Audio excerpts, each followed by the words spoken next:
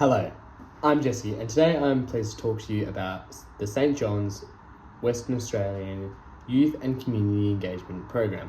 And this is designed to make first aid programs a part of everyone's life. The program aligns with parts of the Western Australian curriculum outlined by the school's Curriculum and Standards Authority. The program can also be sequentially integrated into a school schedule. And what this means for young learners is they are equipped with the vital first aid skills, and whilst they can also promote the safety and well-being of others. Finally, this program empowers students to be proactive in emergencies and contribute to a safer and healthier community. When looking into the different year groups, the Year 7s will begin on focusing treatment on asthma, choking, severe allergic reactions and anaphylaxis. As Year 8 students begin learning about the outdoor environment, their educational first aid courses will focus on snake bites, sprains, fractures, and dehydration in the outdoor setting. Progressing to Year 9 students, they'll focus on the chain of survival, which teaches students the value of early cardiac arrest and reactions and the use of first aid.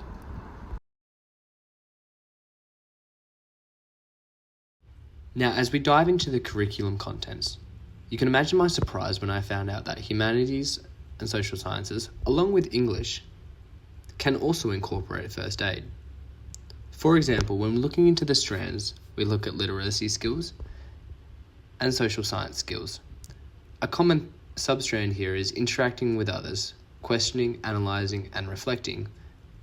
And when we look into the threads, it's selecting and evaluating information and listening to others. So as we dive into the supporting evidence, I would like to discuss a study conducted in 1999 with Eisenberger and Safar, and they outlined that if all fit people above the age of 10, they should be eligible to learn the basic first aid life-saving skills, because all life-saving skills can be simplified content to teach. For example, a first aid resuscitation can be broken down into 4 simple actions: tilt, blow, pump, and compress. For instance, if a young child is the first person on a scene in an emergency situation and no adults are present, that child would be able to call for and administer first aid. If this is still the current evidence, stemming from children into secondary, then high school students are much more likely to be an effective first aid responder. These students, we have to remember, are also more active, focused and energetic, and will also want to be challenging themselves throughout the high school years.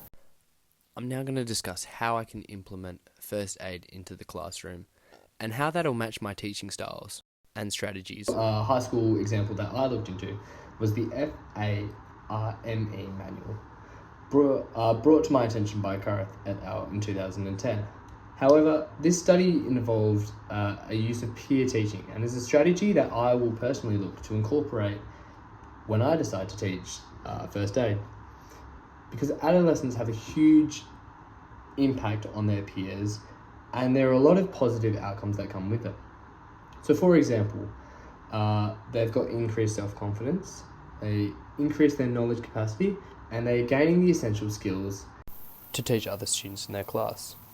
The peer teaching and learning experience gives students the opportunities to reap the positive benefits, because not only are they becoming responsible for themselves, but they are also becoming responsible for the students that they are actively getting involved in their teaching process. Not only are we getting the first aid benefits and education, but we're also diving into some of our other learning areas like English, where we talked about listening and speaking through interactions, and your health and physical education strand, personal, social and community health.